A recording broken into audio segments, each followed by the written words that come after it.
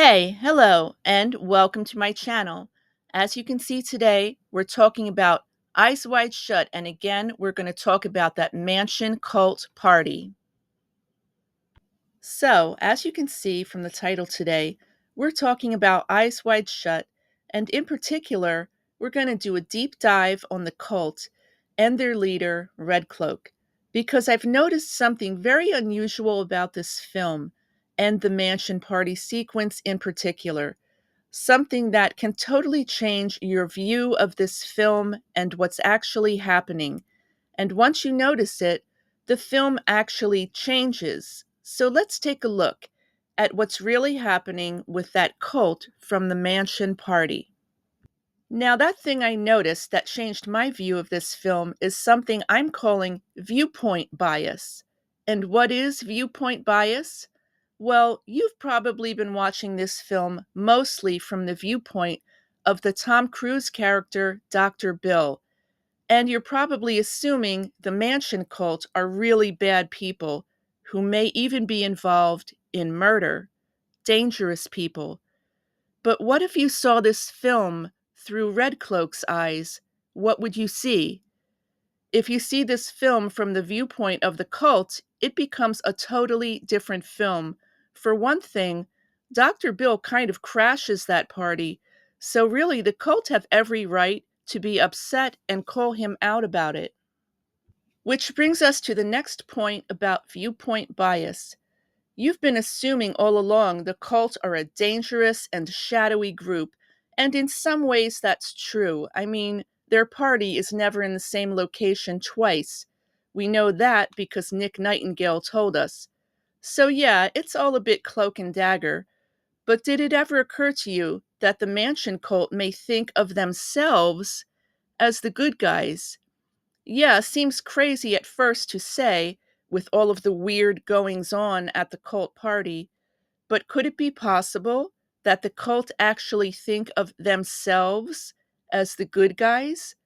Well, let's look at that and a few examples and contrast what's happening at the mansion party to what's happening outside. Our first example happens here at the Ziegler party, where we later find out that Ziegler has gone upstairs and is found with a naked girl who is basically unconscious. It's quite shocking. I mean, what kind of guy is this Ziegler to do this when his wife is downstairs? He's a very sketchy guy for sure. I mean, Dr. Bill has to be called to check on the girl and make sure she's okay.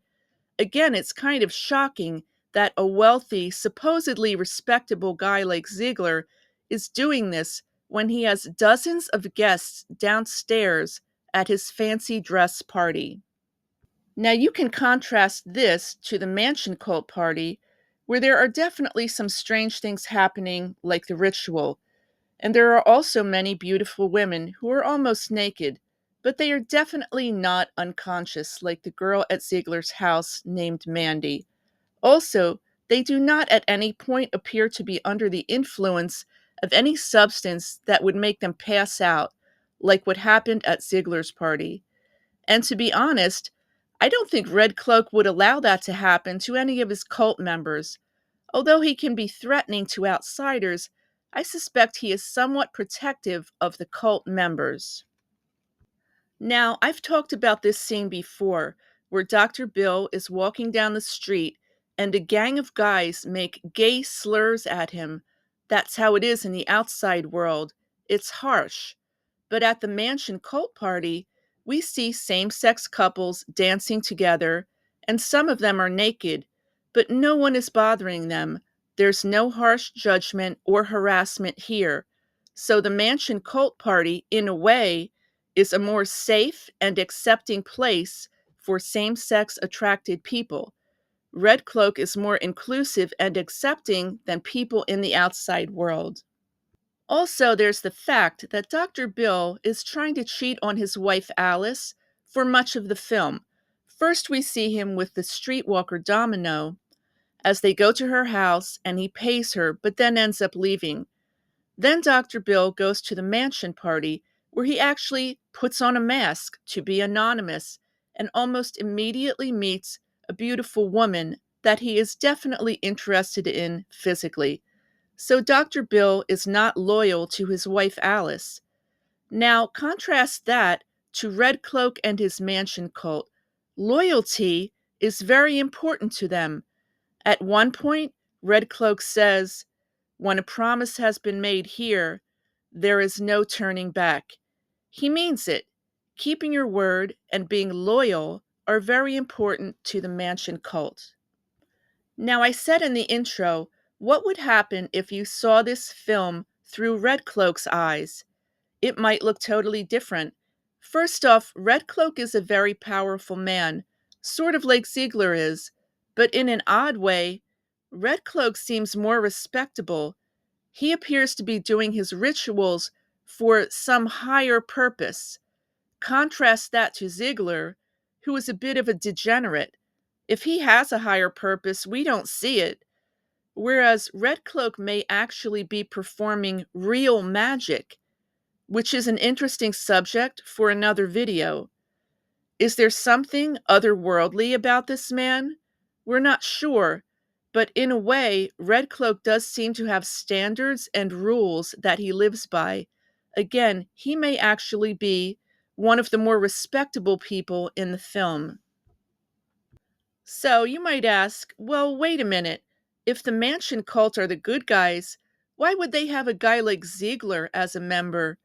Well, I don't think they would. Although Ziegler claims to have been at the mansion party, I consider him an unreliable narrator, and I just don't believe him. Ziegler knows Nick Nightingale, who played piano at his party, and I think he could have heard some of the details of the party from him, since Nick has given out those details before to other people, like Dr. Bill at the Sonata Jazz Cafe. So, to start our sum up, this film may have played a clever trick on you, making you think it is one thing when it's actually another. If you can get past what I've called viewpoint bias and look deeper into this film, it actually changes. If you can stop identifying only with Dr. Bill's viewpoint and entertain the idea that the mansion cult might actually see themselves as the good guys, then you might actually come to see that our character of Red Cloak is someone who is upright, protective, and keeps their word. Red Cloak expects loyalty, but he is also protective of his cult members and their privacy from what we can see, since he even has security outside the gate of the mansion and passwords inside. So, do the mansion cult of Eyes Wide Shut think of themselves as the good guys? Well, I wonder if Red Cloak is even using the concept of good or bad. But in an almost old fashioned way, he does seem to have standards and strongly held ideas. He is operating perhaps on a different level, but it wouldn't surprise me if he thinks his cult are superior to quote unquote normal people. After all, what Ziegler does to Mandy at his party is not something that Red Cloak would do. Red Cloak is unusual, but he is not that sketchy. Also, same sex couples are treated better at the mansion party than they are in the outside world. And keeping your word is taken more seriously by Red Cloak and his cult than it is outside, as you can see by Dr. Bill repeatedly trying to cheat on his wife. So, although you may think at first glance that Red Cloak is a ruthless, scary cult leader, if you can change your viewpoint bias, you might see him as a principled, loyal, and upstanding leader. Well, that's my new video about the cult of Eyes Wide Shut possibly being the good guys of the film. Hope you liked it. I'm definitely working on something for next week, and I hope to have that up soon. Also, I really want to thank you for all the great comments you've been leaving me. I really do appreciate it, and I love reading them. Also, it would help my channel if you did hit that subscribe button, but either way, my name is Shim. Thank you for spending some time with me, and have a great day. No one can change her fate now.